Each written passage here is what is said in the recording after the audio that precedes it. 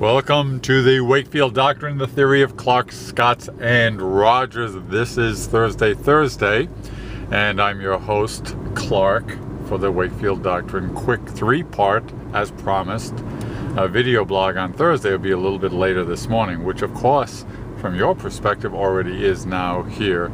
It's just for me. I'm calling from your past. Now that we've gotten established, we'll do three parts. Two reader issues and the introductory thing. The Wakefield Doctrine, of course, is a unique, useful, and fun approach to understanding the behavior of people in our lives. Using the Wakefield Doctrine as a tool, you would and can be able to see the world as the other person experiences it. We have three worldviews, and we will go into detail on that in parts 2 and 3. But you have three characteristic worldviews, or personal realities: that of the outsider, that of the predator, and the herd member. Those three correspond to the personality types we refer to as Clarke, Scott, and Rogers. The Wakefield Doctrine is very simple. It says that if you grew up in the world of an outsider, as I did, for example, you will develop skills and strategies for dealing with the world around you. But some of those skills and strategies are the characteristics that identify me as a Clarke. Two things happen just there, what I said.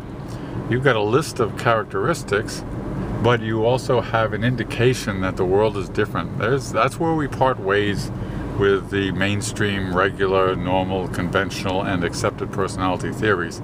We're talking about two things there, and only one do we have in common with the others, which is, here's a list of characteristics. You can identify the person by these exhibited behaviors, inclinations, desires, and wants. Okay, fine, we all do that. And we do that too. We say, hey, look look at what a Scott looks like, and see if you can match that up with a person.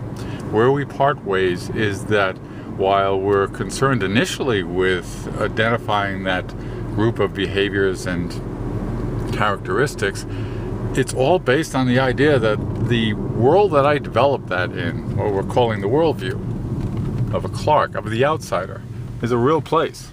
It's not my inclination, it's not my desire to act funny and mumble and think that I can understand things and view the world as out there and I'm here. It's not my choice in that sense, not in the initial sense.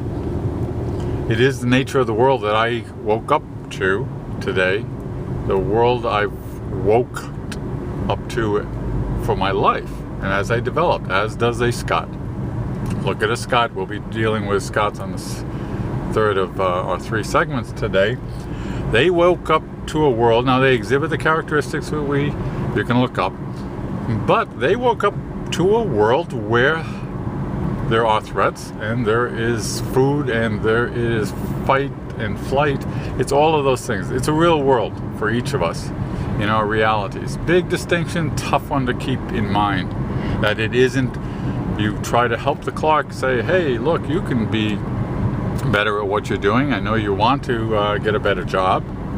And then when they turn around and stick nails in their ears and paint their hair purple before they go to the interview at the bank, it's not because they're being stubborn, it's not because they're not listening, which is a normal thing that we say.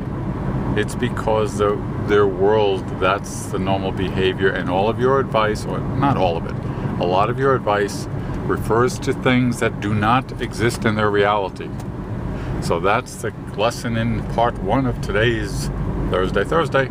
I'll be back for part 2.